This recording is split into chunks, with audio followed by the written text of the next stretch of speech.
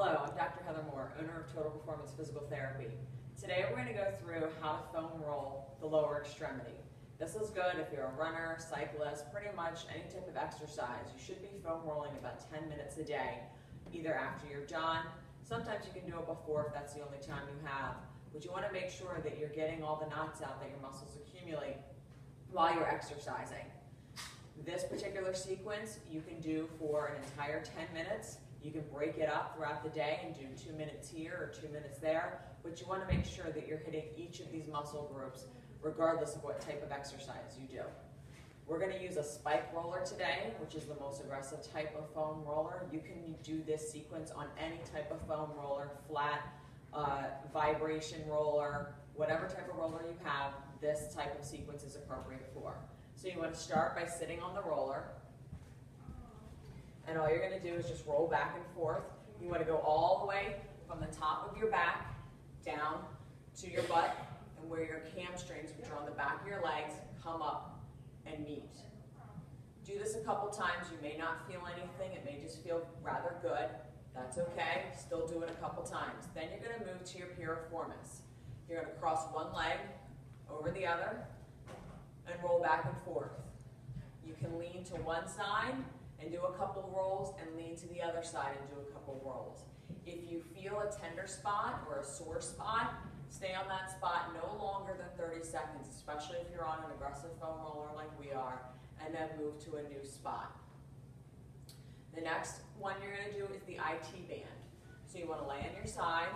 The IT band runs all the way from your hip down to your knee. So you want to make sure that you are concentrating on all the way up from your hip down to your knee. You may move all across the room as you're doing this sequence. That's okay. When you foam roll, you generally don't stay in one place. Same thing for this side. If you find that you have trigger points, you want to stay on those spots for about 30 seconds and then move on. This way is a little bit easier with your leg crossed in front. If you can't tolerate, this is the most difficult way you can do it. But if you find that you can't put that much pressure on your IT band, put this leg in front and put your weight on that leg. And that way you'll be able to lift up and not have that much pressure on the IT band, since this is a very difficult area to foam roll if you've never foam rolled before. Then we move on to the calves.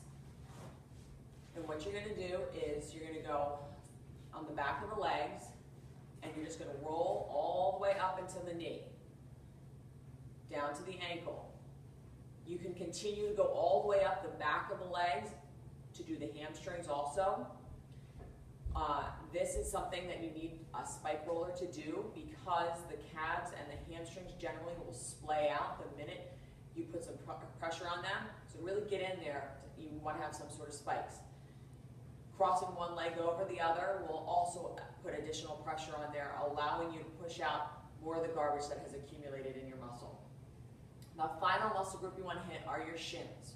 So you want to flip over onto all fours, and you can go from your knee all the way down to your ankle. You can run this across your knee. You don't have to worry about it damaging or destroying anything. It is okay if you go all the way from the top of your knee down to your ankle. Again, shown here, one leg is crossed over the other. Put a little bit more pressure and make sure we're getting all the garbage out of there. If you cannot tolerate that, doing this is perfectly acceptable.